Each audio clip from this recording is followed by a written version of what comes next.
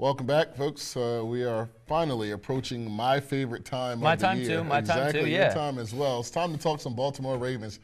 We were at training camp this week.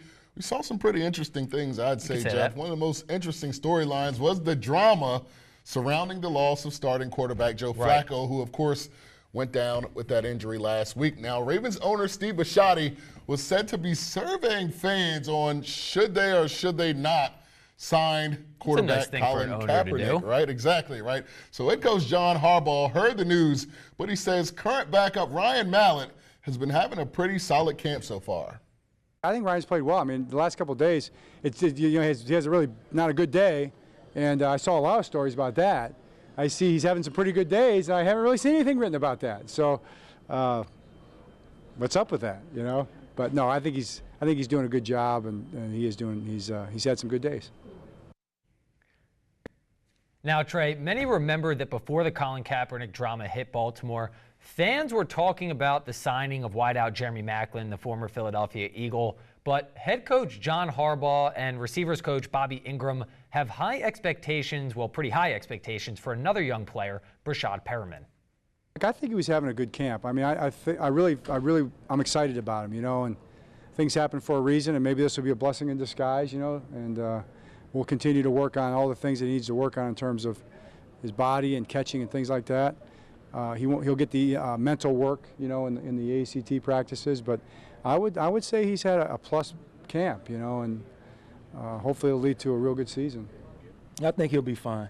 Obviously, it's a part of our profession, which none of us like to deal with, but he's in a really good place. He's got a great group of guys in this room that's supporting him. He knows his organization's behind him, so he's just got to get healthy and come back and let's roll.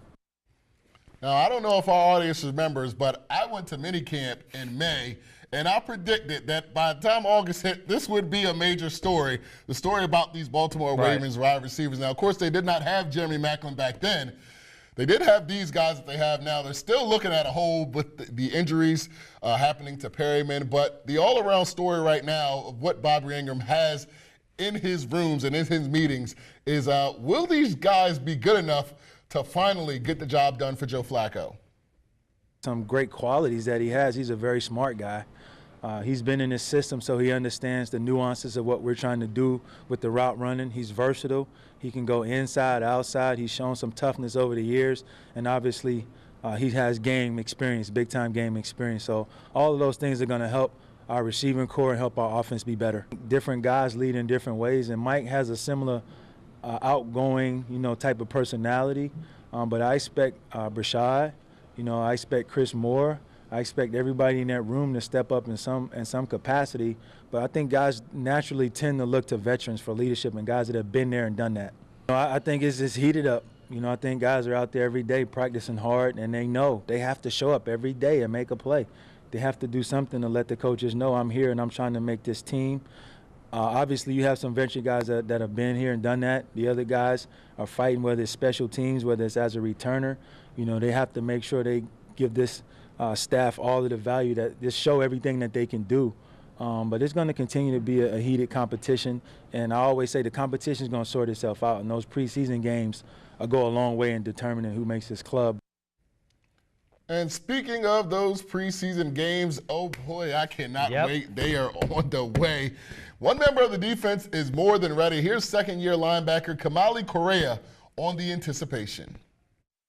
It's just been fun to be back out there and just playing football again with the pads on with my brothers, and just having fun. And we're looking ready for next week, Thursday, I believe, against the Redskins, to just really let it loose and what we got going right now. And, of course, we will be there on Thursday. One thing I really want to get into is something that Bobby Ingram said. They lost a veteran wide receiver in Steve Smith. You know who the leader of that room was every time the Ravens wide receivers were in a meeting or whatever. He said different guys lead in different ways. They really need someone to step up, whether it be Mike Wallace. We see he's not really a loudmouth guy like Steve Smith was, but they really need somebody, and it's going to be kind of hard to see Jeremy Maclin step into that when he just got to town. You know what I mean? So Mike Wallace, I feel like, is going to have to be that guy that steps up.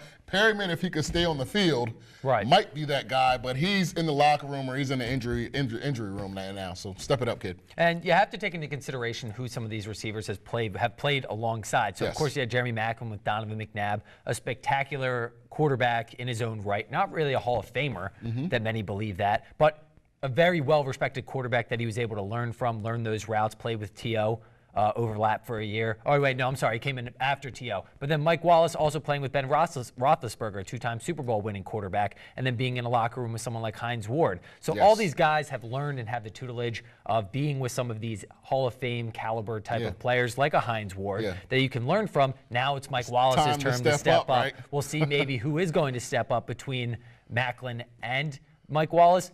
I'm going to say Wallace. Moving forward. I'm going to go with Maclin. I'm going to go with former Eagle Maclin. All right, that's it for now. We're taking another quick commercial break. But when we return, do not fret. We are talking to the one and only Jennifer Rodriguez on what the Washington Wizards will be up to next. I'm Madison Hawkson. I play soccer for Indian River. And you're watching Delmarva Sports Insider.